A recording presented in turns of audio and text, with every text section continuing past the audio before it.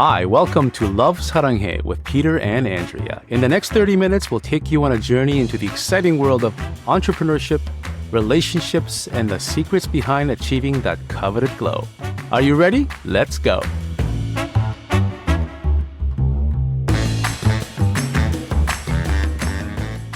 Welcome back to another episode of Love Saranghae with us, Peter and Andrea. Today, we're shining a light on one of the most crucial, yet often overlooked or misunderstood aspects of skincare. Drum roll, please. Sunscreen. Sunscreen is the skin's best defense against the harmful effects of UV rays. But with so many options on the market and differing viewpoints, it can be really overwhelming to choose the right one for you and your family. In this episode, we're going to break it down. The basics of sunscreen, explore the differences between mineral and chemical sunscreen, and we're going to discuss which type is safer and more effective in our opinion. We'll also cover what you need to know to use sunscreen safely and effectively. So, whether you're a sunscreen novice or a seasoned pro, stay tuned as we uncover the secrets to protecting your skin from the sun's damaging rays. Peter, are you ready to go? Yes. We're probably a little late on this one, but better late than never. Exactly. Okay, let's just start with what is sunscreen and why is it so important for your health? Let's start there. Well, I mean, we'll keep it simple. Sunscreen, SPF stands for sun protection factor. And basically what happens is our sun emits it emits all sorts of spectrum of light down to our planet. And there is a spectrum of light that is not so great called ultraviolet, UV. And it's broken down into two, UVA and UVB. And this unseen spectrum of light called ultraviolet has very negative effects on our skin and on our health. Some of it can be filtered out by the atmosphere, some of it cannot. And so humanity, I guess, has developed a product that basically helps filter out two types of ultraviolet rays from harming us, UVA and UVB. And, the details of how they harm us, we can talk about that. We're going to talk about in this episode. Okay, well, can you first explain the differences between UVA and UVB rays and how they affect your skin? Okay, so there are actually three types of UV rays that the sun rains down on our planet. UVC actually is filtered out by our atmosphere, so we're not even going to talk about that, right? So there's none of it gets through our ozone layer. UVA is the first type of ultraviolet ray, and it has longer wavelengths. So if you can take a look, if you know how light moves through our atmosphere, it moves like a wave. It moves like a light and a wave. It has wavelength and it has frequency. Okay, that's how you measure how waves propagate through a medium. So UVA has longer wavelength, and it carries less energy. Okay, it's the least amount of energy, and it can penetrate past the epidermis layer onto our dermis layer. So it's the one UV ultraviolet ray that passes our outer skin and into the deeper layers of our skin. Okay, it makes up 95% of all rays that reaches the planet.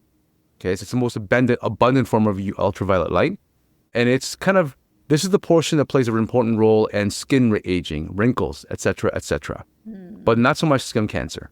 UVB, on the other hand, has shorter wavelengths, carries less energy. It stops at the epidermis layer, but carries a significant danger of skin cancer. It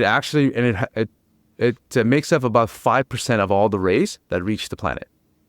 So that's why we talk about UVA and UVB, because one is a lot and not so dangerous on the skin cancer side. The other, not so much, but it carries a huge risk on the cancer side. So you got to protect both. Okay.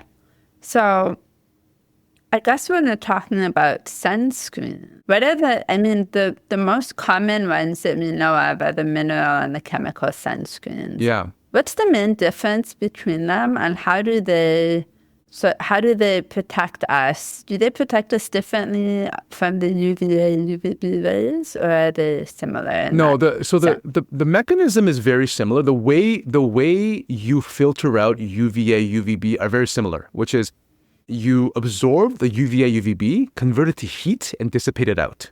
So what you're trying to do is you're trying to convert the form of whatever form of radiation that it's being absorbed by the body, and making it inert by converting it into some other form that we could handle. In this case, heat.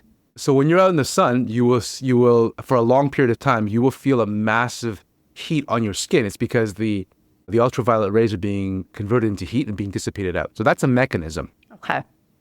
How the minerals and chemical sunscreens differ from each other is that the mineral sunscreen will actually sit on top of your skin. The molecules are too big and it won't be absorbed. The chemical sunscreens are absorbed by the skin because the molecules are small enough, and it sits underneath your epidermis layer. And so it's a chemical reaction as much as more of a physical reaction, right? Mm-hmm. There are benefits and issues with this, right? The benefits of having mineral is that it's safer for you, much, much safer for you. But if you go with a terrible SPF 50, that back like 20 years ago, you'll notice a white streak on your face that never goes away because it never absorbed because the sunscreen doesn't get absorbed. Yes. Right? And that's what people try to avoid. Exactly. They just don't realize because it looks ugly, right? Nobody wants that. Yeah. Exactly. Well, what do you think? So when you go to a swimming pool, right, and you see those lifeguards, yeah, and they have like the white streak on their nose, yeah, you know what that is? That's pure zinc oxide. Yeah. That's pure zinc oxide. That is like the greatest form of sunscreen you can get. However, nobody wants to walk around downtown Toronto with white all over your face. No. So you got to have a compromise there. Exactly. That's where the chemical sunscreens come in. The chemical sunscreens is the benefit is that it's very sheer. It almost looks like you have nothing on. Mm-hmm. And the makeup goes on really well as well. But the drawback is that it's chemical, in which case it gets absorbed by your skin. And for example, a breastfeeding mom should not be using chemical sunscreen because it filters out into your bloodstream and into the milk supply. Same thing with children. Exactly. Children should not be using chemical sunscreen. It is a very cosmetic-based sunscreen. And that is actually one of the reasons why the Korean-based sunscreens have been running into problems, because K-Beauty, they're all chemical. I don't know of one supplier that has mineral, except for us. But I will will admit right here that our sunscreen is not made in Korea. It's made in the US because we have better facilities here in US for mineral-based sunscreen. The technology is better here. If you're going to look for them, zinc oxide is the best for UVA, UVB, because zinc oxide does both really, really well. Titanium dioxide is great for UVB, but not great for UVA. Mm. So you'll see sunscreens with titanium dioxide and zinc oxide. Well, why? The reason is because zinc oxide is very expensive. So to save on cost, manufacturers will put some level, mostly titanium dioxide, and a little bit of zinc oxide to the cover for the UVA. So that's how they get both spectrum, the cheapest pipe possible. But if you can find pure zinc oxide, which is what our sunscreen is, it's the best. For chemical sunscreen, you'll be looking some things like oxybenzone, avobenzone, octosalate, octocrylene, homosalate, and octinoxate. Those are the names that you will find for chemical sunscreen. Are those the ones you want to find for chemical sunscreen, or is that just what it is? Like that's what's available? Those 6 that I just mentioned are the only ones available. Okay. Only ones approved for chemical SPF sunscreen. And do you find them all together in one? Those the separate? Okay, got it. No. Some manufacturers will use avobenzone, oxybenzone. Some will use others. There are different range of pricing on them, and then you'll find a combination of those two. Okay, got it. Yeah. Are there any specific ingredients in sunscreens that pregnant women and breastfeeding women should avoid? Like, what is this? I know I understand that it penetrates the skin and goes straight into the bloodstream, the chemical sunscreen. But is there also an ingredient in those that we should be looking out for if we're pregnant or breastfeeding? I think you should be looking out for all of those 6 SPF ingredients because they're not healthy for you, Right. right? Like when we have a debate with other manufacturers or other people in skincare about mineral versus physical, physical versus chemical, because 75% of all beauty manufacturers will promote chemical sunscreen because it's better for better. It looks better on skin, etc., etc. The argument will always become, well, people should we'd rather they use any sunscreen than no sunscreen at all, right? And that is true because in the end, the negative effects of UVB and UVA are far greater than not wearing sunscreen because it's chemical versus mineral. Right. But having said that, I'm not denying that we should all wear sunscreen. I'm just saying there are plenty of good mineral-based sunscreens around. Why bother with a chemical? Yeah, exactly. So, yeah. So that's my viewpoint on things. I agree. So if you are pregnant, breastfeeding, if you absolutely choose a mineral sunscreen that has very few ingredients, and zinc oxide being the most important ingredient in that sunscreen. Yeah, zinc oxide. All right. Next question I have for you is pretty straightforward. How should sunscreen be applied to ensure maximum protection, and how often should it be reapplied? This is very controversial in the influencer world. So what do you suggest as a skincare expert? Well, I suggest, opening up that bottle and drinking it fully, right? Disclaimer. Sometimes with a sandwich. It tastes great when you add it with peanut butter. Don't I'm eat just the kidding. sunscreen. I'm just kidding. Do not drink your sunscreen, please. Oh my God. It may look tasty. No. Maybe it smells good. Don't eat it or drink it, please. I have had people try it, so please. Not customers, but I know of people who've threatened to drink sunscreen. So let's For what gain? curiosity. Simple Wow. curiosity. Yeah, it's not crazy. Yeah. Yeah. So, okay. So let me address one common misconception here, and then we'll kind of answer that question. Okay. Waterproof does not mean waterproof. Do you? Okay, let me clarify that. When brands say waterproof, they really mean water resistant. Okay. Sweat is also water. All right. Let me make sure that I make that clear. If you go thinking that you're wearing a piece of clothing and you wear a sunscreen and you jump into a pool, go into the ocean, or sweat profusely for 4 hours, that the water resistance will no longer work. It will fail. Okay, so Well, they'll right away, eventually. Like it works Eventually. a little bit, and then eventually, eventually, yeah, eventually. Okay. So you have some protection at the beginning. That's right. But then, That's right. Life Okay. happens, right? Yeah. Life occurs, and so you always have to reapply. So my consideration is this: look to reapply once every hour to 3, depending upon what you're doing. But if you're sweating profusely or going in and out of water, look to reapply by visual inspection. So if you think that your sunscreen is streaking, like for example, I go for long runs, right? Halfway through, I've realized that I've taken my cloth or my headband and I've wiped my face with it. Well, guess what? That sunscreen is also going with it as well because my mineral-based sunscreen is on top of the skin and it will come right off.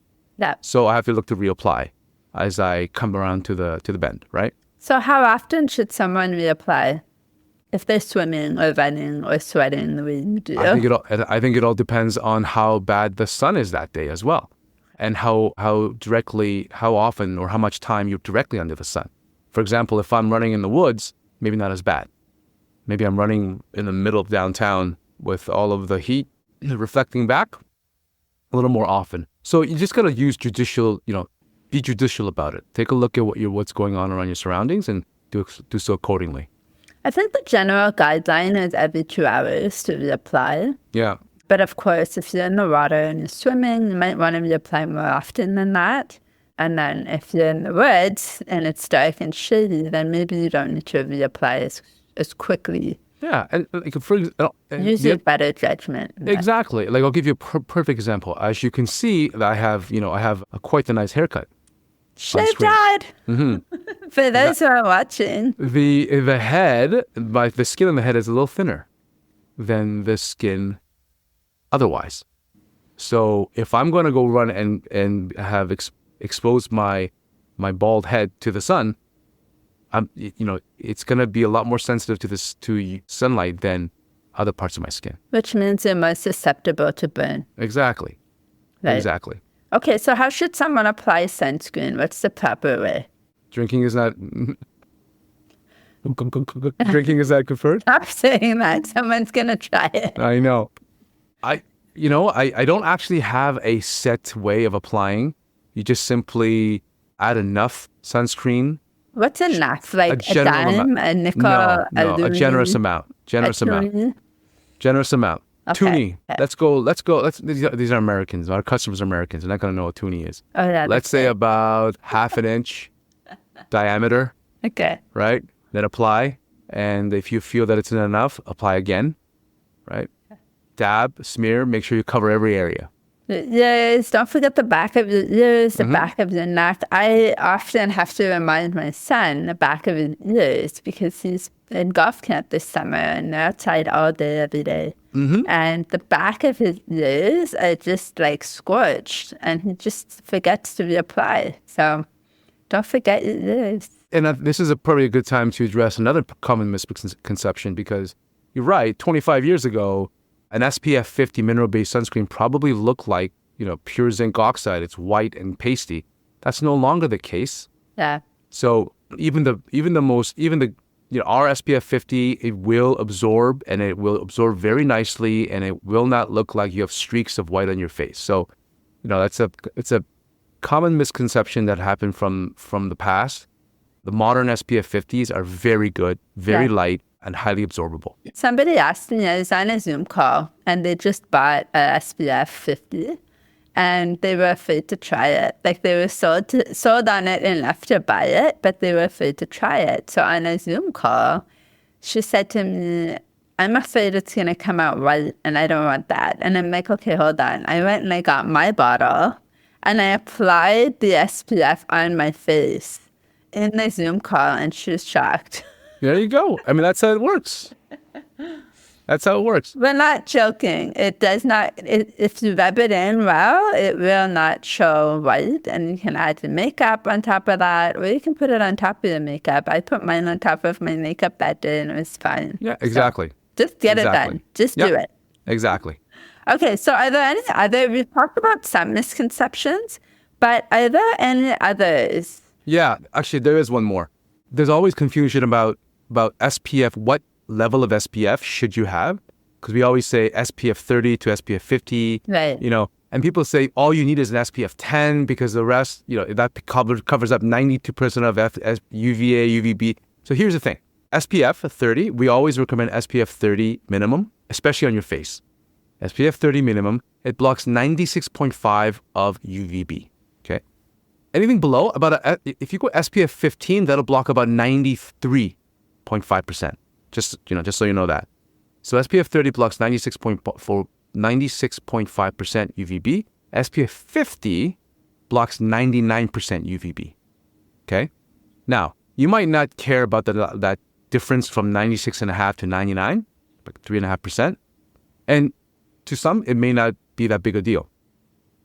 But considering that SPF 50s are so much more sheer now, and they're on par with SPF 30 in terms of absorption, in terms of texture and feel, and the cost is not that much more, why would you not go with an SPF 50? I don't see any valid reason why. 10 years ago, I would understand the argument of an SPF 30. Yeah. Today, I just don't see a reason why. Just find the right product, and it'll behave just very well. Just use it. Just use it. Okay, there's another misconception that I just thought of now while we're talking, and that's darker skin doesn't need sunscreen. Yeah, that's right. Let's debunk that now. Yeah, let's debunk that now. So melanin on your skin, it actually, I believe melanin, it dissipates UVB light. So it's very good for protection against UVB, but it does nothing for UVA, right? It does nothing for UVA. So you'll find that maybe the darker skin doesn't show it as well, but the premature aging happens much, much quicker. And lastly, I mean, this is a bit of a morbid subject, but studies have shown, like the census shows that folks with darker skin, African Americans, Hispanics, their death mortality rate through skin cancer is much higher than people with lighter skin. And that's because of this misconception? Yes. It's although their skin is much more protection, that does offer protection better than more lighter skin, because they're depending on that and not being careful, it is having an adverse effect. Oh, wow. Yeah. That's so sad. Yeah. Well, okay, you heard it here first. Doesn't matter what shade you are, use your sunscreen. SPF 30 or better. We recommend SPF 50. Okay, one more misconception that I hear often is I have SPF in my makeup, so I'm not going to add it on top. SPF in your makeup or your moisturizing cream is better than no SPF. I will give you that. But it is not a replacement for actual SPF product for protection against the sun. So if you're in the wintertime up in Wisconsin and it's a cloudy day, sure. Maybe use SPF in your makeup, maybe use SPF in your moisturizing cream.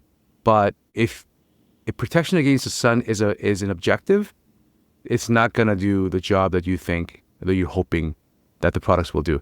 And I don't want to go into the down the rabbit hole of talking about other people's products, but we won't name any names. Yeah, but my personal opinion is that I think SPF in makeup is absolutely completely useless because the coverage is not what you need to be. Yeah, like makeup is not something that you cover your skin. It has a certain way of going on, right? It's just a marketing gig. Don't fall for that marketing ploy, whatever you call it. I 100% agree. And this is the reason why. I mean, Andrea, we had this conversation before. We had a conversation many times about, do we put SPF into our Firm and Lift? Yeah. Do we introduce our moisturizing cream with an SPF? And the answer was always no, because not because we wanted to sell more SPF creams. It's because we knew that the efficacy of the SPF dropped considerably when we mixed it with anti-aging ingredients and other products with other objectives. Exactly. Yeah. Exactly. Okay. Well, is there any other misconceptions that maybe I haven't thought of that you can think of that might be good I do. So I just want to make sure, I just want to touch on because I used to do this. Yes, darker skin does provide sun protection, UVB, so UVB and not UVA. That also means that when you go for a tanning bed and you get a pre-tan, thinking that it's going to protect you to go on your way to Mexico or a warm destination, then you go to a tanning bed, get a tan, and it's going to look great when I go down south. But also you think you're not going to burn. Yeah, that doesn't work. So that's false. So don't get a pre-tan. Yeah, don't get a pre-tan. It's better to just simply get down there, use protection, and get a tan slowly than it is to go to the tanning bed and scorch your skin with UVA rays and thinking that it's going to protect you from both UVA and UVB. It doesn't do that. And we're not suggesting to get a tan, but we're saying if you're going to do it anyway, do it very slowly and make sure you're wearing your SPF, because another misconception is if you wear SPF, you won't get a tan. And that is not true. That's not true. Look at my face. I wear sunscreen every day when I go for runs, and my face is much, much darker. It's tanned. And it's because I've spent gobs of hours outside running. So, And you probably don't reapply enough for the amount of sweat that you do. Yeah. Sweating that you do. Yeah, probably right. Anyway, is there anything else you want to add that we haven't sort of talked about and you think is important related to sunscreen? No, I think we've covered it. I think our throats are so dry and irritated now, we're going to have to drink some water and keep going. From oh my goodness. Oh my goodness. Anyway, we hope this episode has given you a clear understanding of the importance of sun protection and how to choose the best sunscreen for you and your family. especially if you're pregnant or breastfeeding. Remember, your skin is your largest organ, and taking steps to protect it is a vital part of your overall wellness. Stay safe, stay sun smart, and until next time. Until next time. Bye. Bye.